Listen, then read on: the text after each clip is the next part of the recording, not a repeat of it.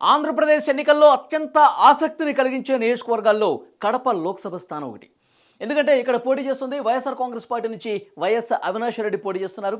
అలాగే కాంగ్రెస్ పార్టీ అభ్యర్థిగా వైఎస్ షర్మిల పోటీ చేస్తున్న పరిస్థితి ఇక్కడ కనిపిస్తోంది.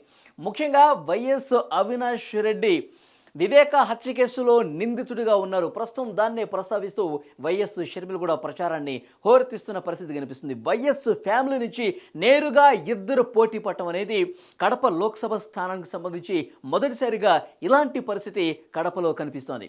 ముఖ్యంగా వైఎస్ షర్మిలారెడ్డి గురించి మనం ప్రస్తావించుకుంటే కనుక వైఎస్ షర్మిల తెలంగాణలో పార్టీని కాంగ్రెస్ విలీనం చేసి ఆంధ్రప్రదేశ్కి వచ్చి ఆంధ్రప్రదేశ్లో కాంగ్రెస్ పిసిసి అధ్యక్షురాలుగా బాధ్యతను చేపట్టి కాంగ్రెస్ అధిష్టానం ఆదేశాల మేరకు కడప ఎంపీగా బరిలోకి దిగారు.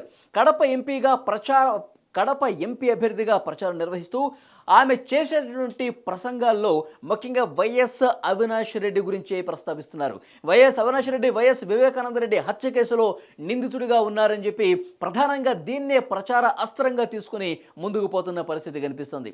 ముఖ్యంగా వైఎస్ షర్మిలకు తోడుగా వైఎస్ సునీత కూడా ప్రచారాన్ని ఉధృతం చేస్తున్నటువంటి పరిస్థితి కనిపిస్తుంది. ఈ నేపథ్యంలో కడపలో ప్రస్తుతం రియాలిటీ ఏంటి, కడప గ్రౌండ్లో ఉన్నటువంటి పరిస్థితి ఏంటి, కడప లోక్సభ నియోజకవర్గ పరిధిలోని ప్రజలు ఏమనుకుంటున్నారు ఒకసారి నిశ్చితంగా పరిశీలిస్తే అక్కడ ప్రస్తుతం ఇవాళకి వాళ్ళు ఉన్నటువంటి సిచ్యువేషన్ను మీకు వివరించే ప్రయత్నం చేస్తా. ముఖ్యంగా వైఎస్ షర్మిలకు జనం మద్దతు కనిపిస్తున్నట్టుగా మనకి సమాచారం వస్తుంది. ఎందుకంటే వైఎస్ షర్మిల ఒకవైపు ప్రభుత్వం మీద పోరాటం చేస్తున్నారు. తన చిన్నాన్నని హత్య చేసిన కేసుకు సంబంధించి ప్రధానంగా ప్రస్తావిస్తూ నిందితులకు వైఎస్ జగన్మోహన్ రెడ్డి గారు మద్దతు ఇస్తున్నారు. వైఎస్ అవినాష్ రెడ్డి చిన్నపిల్లోడు అంటూ వైఎస్ జగన్మోహన్ రెడ్డి అనడాన్ని పూర్తిగా తప్పుపడుతున్నారు. ముఖ్యంగా ఈ కేసులో సిబిఐ చార్జ్షీట్లో నిందితుడిగా పేర్కొన్న విషయాన్ని ప్రస్తావిస్తున్నారు. చిన్నాన్న హత్య కేసుకు సంబంధించి ఆ రోజు ఏం జరిగింది, హత్యకు ముందున్నటువంటి పరిస్థితులు ఏంటి, నిందితుడిగా ఉన్నటువంటి వైఎస్ అవినాష్ రెడ్డి హత్య జరిగే ముందు వైఎస్ భారతితో మాట్లాడిన విషయాన్ని కూడా సునీత ప్రస్తావిస్తున్నారు. ముఖ్యంగా కడప లోక్సభ పరిధిలో ప్రస్తుతం జరుగుతున్న ప్రచారంలో ప్రజల ముందు ఈ విషయాలన్నీ ముందు పెడుతున్నారు. సో ప్రభుత్వ వైఫల్యాలు ఇవన్నీ సెకండరీ చూస్తున్నారు. వైఎస్ వివేకానంద రెడ్డి హత్యకు సంబంధించిన విషయాన్ని ప్రధానంగా ప్రస్తావిస్తూ వైఎస్ షర్మిల ప్రచారాన్ని ఉధృతం చేస్తున్నటువంటి పరిస్థితి కనిపిస్తోంది. మరొక వైపు జగన్ ప్రభుత్వం ఈ 5 సంవత్సరాల్లో ఏం చేసింది, జగన్ ప్రభుత్వం పేద ప్రజలకు ఏం చేసింది, అభివృద్ధి పరంగా ఏం చేసింది, యువతకి ఏం చేసింది, ఈ విషయాలన్నింటినీ కూడా ప్రస్తావిస్తూ ఒకవైపు ప్రభుత్వ వైఫల్యాలను ఎండగడుతూ మరొక వైపు రాజకీయంగా కార్నర్ చేస్తూ ఈ రకంగా ప్రచారాన్ని చాలా సీరియస్గా తీసుకెళ్తున్నటువంటి సిచ్యువేషన్ కనిపిస్తుంది.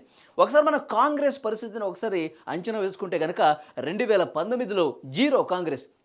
ఎప్పుడైతే వైఎస్ షర్మిల కాంగ్రెస్ బాధ్యతలు స్వీకరించారో ఒక ఉత్తేజం తీసుకురావడానికి ఆమె కృషి చేస్తున్నారు. ముఖ్యంగా కడప తమ సొంత జిల్లా. వైఎస్ రాజశేఖర రెడ్డి అభిమానులు ఆయన కాంగ్రెస్లో ఉన్నప్పుడు, కాంగ్రెస్ ముఖ్యమంత్రిగా ఉన్నప్పుడు రాజన్న అభిమానులు ఇప్పుడు ఒక ఆలోచనలో పడ్డట్టుగా తెలుస్తుంది. వైఎస్ ఫ్యామిలీ రెండుగా చీలిపోయిన ప్రస్తుత పరిస్థితుల్లో వైఎస్ అభిమానులు, కాంగ్రెస్ని ప్రేమించే అభిమానులు వైఎస్ షర్మిలకు అండగా ఉండబోతున్నట్టుగా మనకైతే సమాచారం వస్తుంది. ఆమె ఎక్కడ ప్రచారం చేసినా లోక్సభ పరిధిలో నుండి అసెంబ్లీ నియోజకవర్గాల పరిధిలో ప్రచారం చేస్తుంటే రాజశేఖర రెడ్డిని గుర్తుకు తెచ్చుకుంటున్నటువంటి పరిస్థితి కనిపిస్తుంది. ఒకవైపు వైఎస్ అవినాష్ రెడ్డి తరఫున కావచ్చు, జగన్మోహన్ రెడ్డి పులివెందుల నియోజకవర్గంలో భారతి కూడా ప్రచారం చేస్తున్నారు. కానీ భారతిని ఎక్కడికక్కడ నిలదీస్తున్నటువంటి సిచ్యువేషన్ కనిపిస్తుందంటే ఇక్కడ తేడా అర్థమవుతోంది. వైఎస్ జగన్మోహన్ రెడ్డి గారికి ప్రతికూలంగా ప్రజలు కొంతమంది వ్యక్తం చేస్తున్నటువంటి అభిప్రాయాలు కనిపిస్తున్నాయి. ఎందుకంటే వైఎస్ భారతి ప్రచారం చేసేటప్పుడు ముఖ్యంగా పట్టాదారు పాసు పుస్తకాలకు సంబంధించి జగన్మోహన్ రెడ్డి గారి బొమ్మ ఎందుకమ్మా అని చెప్పి కొంతమంది వైసీపీ పార్టీకి సంబంధించిన నాయకులే, బయట సాధారణ జనం కాదు, పార్టీకి సంబంధించిన కొంతమంది నాయకులే ప్రశ్నిస్తున్నారంటే సో సొంత జిల్లాలో కూడా, సొంత నియోజకవర్గంలో కూడా కొంత వ్యతిరేక గాలి వీస్తున్నటువంటి సంకేతాలు చాలా ఉదాహరణలుగా చెప్తున్నటువంటి సిచ్యువేషన్ కనిపిస్తుంది. సో ముఖ్యంగా వైఎస్ షర్మిల విషయానికి వస్తే సానుకూల అంశాలు, ఆమెకు పాజిటివ్గా మార్చే అంశాలు ఏంటంటే కడప ప్రజలు ఆలోచిస్తున్నారు. వైఎస్ వివేకానంద రెడ్డి, వైఎస్ రాజశేఖర రెడ్డి ఇద్దరు అన్నదమ్ములు కూడా రామలక్ష్మణులా ఉండేవాళ్ళు. అలాంటి వ్యక్తినే వీళ్ళు దారుణంగా హత్య చేశారు. ఇలాంటి ఫ్యాక్షన్ రాజకీయాలు సొంత కుటుంబంలో వాళ్ళని చంపుకునే పరిస్థితులు ఇక్కడ ఉన్నాయని చెప్పి ఒక ఆలోచన చేస్తున్నట్టుగా తెలుస్తుంది. సో డెఫినెట్గా షర్మిల వైపు రాజశేఖర రెడ్డి అభిమానులు కావచ్చు, కాంగ్రెస్ అభిమానులు కావచ్చు, ఈ హత్య రాజకీయాలు మనకు వద్దు అని భావించే వాళ్ళు సో వన్ సైడ్గా షర్మిల వైపు టర్న్ అవుతున్నట్టుగా కనిపిస్తోంది. యాక్చువల్గా కాంగ్రెస్ పార్టీకి పెద్ద బలం లేదు. వైఎస్ఆర్ కాంగ్రెస్ పార్టీలో ఉన్న పూర్తిగా కూడా కాంగ్రెస్ పార్టీగా మారిన తర్వాత కాంగ్రెస్ పూర్తిగా డల్ అయినటువంటి పరిస్థితి కనిపిస్తుంది. ముఖ్యంగా గెలవాలంటే పోల్ మేనేజ్మెంట్ చాలా ముఖ్యం. పోల్ మేనేజ్మెంట్ ప్రతి బూత్ దగ్గరికి కూడా తమకు అనుకూలంగా ఓటు వేయించుకునే పరిస్థితి ఉండాలి. వైఎస్ఆర్ కాంగ్రెస్ పార్టీ గ్రౌండ్ లెవెల్లో చాలా బలంగా ఉంది ఇన్ని సంవత్సరాల పాటు. కానీ కాంగ్రెస్ పార్టీ పూర్తిగా జీరో ఉన్న సిచ్యువేషన్లో దాన్ని పైకి లేపాలంటే కొంత కష్టతరమైన పరిస్థితి. వైఎస్ షర్మిల ఇవాళకి వాళ్ళ గెలిచేస్తుంది అన్న సిచ్యువేషన్ లేదు అనుకుంటే కనుక ఇక్కడ ఇది పొరపాటనే భావించాలి. ఎందుకంటే వన్ సైడ్గా టర్న్ అవుతున్నారు. కడప లోక్సభ పరిధిలో పోలింగ్ బూత్కి వచ్చే ఓటు వేసే క్రమంలో ఒకవైపు ఫ్యాక్షన్ రాజకీయం కనిపిస్తుంది, ఒకవైపు వైఎస్ రాజశేఖర రెడ్డి బిడ్డ హత్య రాజకీయాలను ప్రస్తావిస్తూ ప్రభుత్వ వైఫల్యాలని ప్రశ్నిస్తున్నారు. కాబట్టి షర్మిల వైపు ఆలోచన చేస్తున్నట్టుగా సమాచారం వస్తోంది. ఇటు అవినాష్ రెడ్డిని విలన్గా చూస్తున్నటువంటి సిచ్యువేషన్ కనిపిస్తుంది. అవినాష్ రెడ్డి పేరు కనిపిస్తే వైఎస్ వివేకానంద రెడ్డే గుర్తుకొస్తున్నారు. ఆయన హత్యకు సంబంధించిన విషయాలే గుర్తుకొస్తున్నాయి. ఆయన్ని గొడ్డలతో దారుణంగా చంపించిన ఘటనకు సంబంధించే ప్రధానంగా మాట్లాడుకుంటున్నారు. నియోజకవర్గంలో వైఎస్ అవినాష్ రెడ్డిని కొంత నెగిటివ్గా చూపించే పరిస్థితి కనిపిస్తుంది. ఒకవైపు ఆడబిడ్డ పోటీ చేస్తుంది, కొంగు చాచి నేను అడుగుతున్నాను, ఈ ఒక్కసారి నాకు ఓటు వేయండి, హత్య రాజకీయాలు మనకొద్దు, మన నియోజకవర్గాన్ని మనం అభివృద్ధి చేసుకుందాం అని చెప్పి చెప్తున్నటువంటి సిచ్యువేషన్ షర్మిల వైపు కనిపిస్తోంది. సునీత కూడా మద్దతుగా కనిపిస్తున్నటువంటి సిచ్యువేషన్ కనిపిస్తుంది. ఇది ప్రజలు తేల్చుకోవాల్సిన విషయం. విలన్కి ఓటు వేస్తారా, లేదంటే మంచి రాజకీయాలు మనం నడుపుకుందాం, మన నియోజకవర్గాన్ని అభివృద్ధి చేసుకుందాం, ఇటువైపు ప్రజలు ఉంటారని చెప్పి పెద్ద ఎత్తున చర్చ ప్రజల్లో కూడా జరుగుతున్నటువంటి సిచ్యువేషన్ కనిపిస్తుంది. ఒకవైపు ప్రభుత్వ వైఫల్యాలు, మరోవైపు చిన్నాన్న హత్య కావచ్చు, ఆ తర్వాత నియోజకవర్గాల్లో ఉన్నటువంటి అభివృద్ధికి సంబంధించి కూడా పెద్ద ఎత్తున చర్చ జరుగుతున్నటువంటి సిచ్యువేషన్ కనిపిస్తుంది.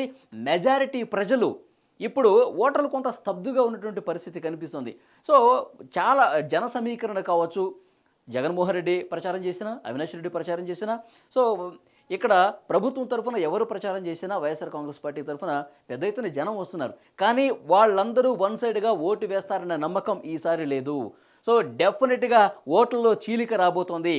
ముఖ్యంగా అసెంబ్లీ నియోజకవర్గాల విషయానికి వస్తే కడప లోక్సభ పరిధిలో ఇటు మైదుగురు కావచ్చు, ప్రొద్దుటూరు కావచ్చు, జమ్మలమడుగు కావచ్చు, బద్వేలు కావచ్చు, ఇట్లా ఈ అసెంబ్లీ నియోజకవర్గాల పరిధిలో కూడా ఎక్కువ శాతం వైఎస్ఆర్ కాంగ్రెస్ పార్టీకి అసెంబ్లీకి ఓటు వేసి కడప లోక్సభ స్థానానికి మాత్రం షర్మిలకు వేసే ఆలోచన చేస్తున్నట్టుగా మాకు వస్తున్నటువంటి ఇన్ఫర్మేషన్. ఒక ఓటు వైఎస్ఆర్ కాంగ్రెస్ పార్టీకి లేదంటే కూటమికి వేద్దాం, రెండవ ఓటు అంటే లోక్సభ ఓటు మాత్రం షర్మిలకు వేద్దాం అని చెప్పి మెజార్టీ ప్రజల అభిప్రాయం కనిపిస్తుంది. డెఫినెట్గా గెలిచేస్తారు అన్న సంకేతాలు ఇప్పటి వరకు రావట్లేదు, కానీ ప్రజల మూడ్ మారుతోంది. సైలెంట్ ఓట్ అనేది కడప లోక్సభ పరిధిలో కనిపిస్తోంది. అది ఏ క్షణమైనా పూర్తి స్థాయిలో టర్న్ అయితే కనుక వైఎస్ షర్మిల గెలిచినా ఆశ్చర్యపోవాల్సినటువంటి పని లేదని చెప్పి పెద్ద ఎత్తున చర్చలు కూడా జరుగుతున్న సిచ్యువేషన్ కనిపిస్తుంది. ఎందుకంటే ఆడబిడ్డలు అక్కడ కడప లోక్సభ పరిధిలో ఉన్నటువంటి మహిళలు షర్మిలకు బాసటగా నిలబడుతున్న పరిస్థితి కనిపిస్తోంది. ముఖ్యంగా ఈ ఫ్యాక్షన్ రాజకీయాల నుంచి మన నియోజకవర్గం దూరం కావాల్సిన అవసరాన్ని ఆ నియోజకవర్గ ప్రజలు గుర్తిస్తున్నట్టుగా తెలుస్తోంది. ఒకవైపు విలన్గా అవినాష్ రెడ్డిని చూస్తున్నారట, మరోవైపు షర్మిలా రెడ్డి ఒక ఆడబిడ్డగా నాకు అవకాశం కల్పించండి, ఎందుకంటే తెలంగాణలో ఓటమిని చవిచూసిన తర్వాత తెలంగాణలో పూర్తిగా ఆమె పార్టీని కాంగ్రెస్లో విలీనం చేసి ఒక ఫెయిల్ అయినటువంటి పరిస్థితి నుంచి ఇప్పుడు కాంగ్రెస్ పార్టీకి అధ్యక్షురాలైన తర్వాత పోటీ చేస్తున్న పరిస్థితి కాబట్టి లోక్సభకి పంపిద్దాం. జగనన్న చేసిన అన్యాయం కావచ్చు, ఈ ఫ్యాక్షన్ రాజకీయాలు కావచ్చు, ఇటువైపు రాష్ట్ర ప్రభుత్వ వైఫల్యాలు కావచ్చు, ప్రజలకు చేసిందేం లేదు, అభివృద్ధి చేసిందేం లేదు, యువతకి చేసిందేం లేదు, ఇటు ప్రభుత్వ పరంగా ప్రశ్నిస్తూ కుటుంబ పరంగా కూడా ప్రశ్నిస్తున్నటువంటి ఈ నేపథ్యంలో ఆడబిడ్డకు ఒక్కసారి అవకాశం ఇవ్వాల్సిన అవసరాన్ని గుర్తించారు కడప నియోజకవర్గ ప్రజలు. ఒక ఓటు అసెంబ్లీ విషయానికి వచ్చేసరికి కూటమి లేదంటే వైఎస్ఆర్ కాంగ్రెస్ పార్టీకి వేసినా సరే కడప లోక్సభ స్థానానికి మాత్రం మెజారిటీ ఓట్లు షర్మిల వైపు పడే అవకాశం ఉందని పెద్ద ఎత్తున సర్వే రిపోర్ట్స్ కూడా కొన్ని వస్తున్నాయి. ఇవాళకి పోలింగ్ జరిగితే కనుక, ఇంకా పోలింగ్కి ఎంతో సమయం లేదు, ఇప్పటికిప్పటికి జరిగితే కనుక కొంత సానుకూల పరిస్థితి, కొంత ఎడ్జున్న పరిస్థితి షర్మిల వైపు కనిపిస్తుంది. మరి నిజంగానే అంత ఎడ్జుందా? అవినాష్ రెడ్డిని ఢీకొట్టి ఆయన్ని ఓడించే పరిస్థితి ఇప్పటి వరకు వచ్చిందా? ప్రజల మూడు మరింత మారిపోయి వన్ సైడ్గా షర్మిల గారికి ఉండే పరిస్థితి అన్నది పోలింగ్ తర్వాత తెలిసే అవకాశం కనిపిస్తుంది. జూన్ 4న ఫలితాలను బట్టి తెలుస్తుంది. మనకు అందుతున్నటువంటి సమాచారం ప్రకారం, మనం టీవీకి అందినటువంటి లేటెస్ట్ ఇన్ఫర్మేషన్ ప్రకారం ప్రజల మూడు మారుతోంది. కడప లోక్సభ స్థానం విషయానికి వచ్చేసరికి బూత్ మేనేజ్మెంట్ చాలా కీలకం కాంగ్రెస్ పార్టీ గత ఎన్నికల్లో జీరో ఉన్నటువంటి పరిస్థితి కనిపిస్తుంది. ఆ స్థాయి నుంచి గెలిచే పరిస్థితి నియోజకవర్గంలో ఉందా అంటే, సో వాళ్ళు పెట్టుకున్నటువంటి హోప్స్ ప్రధానంగా ప్రభుత్వాన్ని విమర్శించేది, ప్రభుత్వం ప్రశ్నించేది ఆలోచిస్తూ ఉన్నారు. దాంతోపాటు ముఖ్యంగా కొంగుచార్చు అడుగుతున్నానని చెప్పి ఒక సెంటిమెంట్ రగిలిస్తున్నటువంటి సిచ్యువేషన్లో అది డెఫినెట్గా వైఎస్ షర్మిల వైపు మెజార్టీ జనం నిలబడతారు అన్న ఆశాభావం షర్మిల కూడా వ్యక్తం చేస్తున్నారు. సో చూడాలి ఓవరాల్గా పరిస్థితి ఏ విధంగా ఉంటుందనేది. జూన్ 4న తెలిసిపోతుంది ప్రజలు ఎటువైపు మొగ్గు చూపారు అనేది క్లియర్ కట్గా ఆ రోజు తెలిసే అవకాశం ఉంది.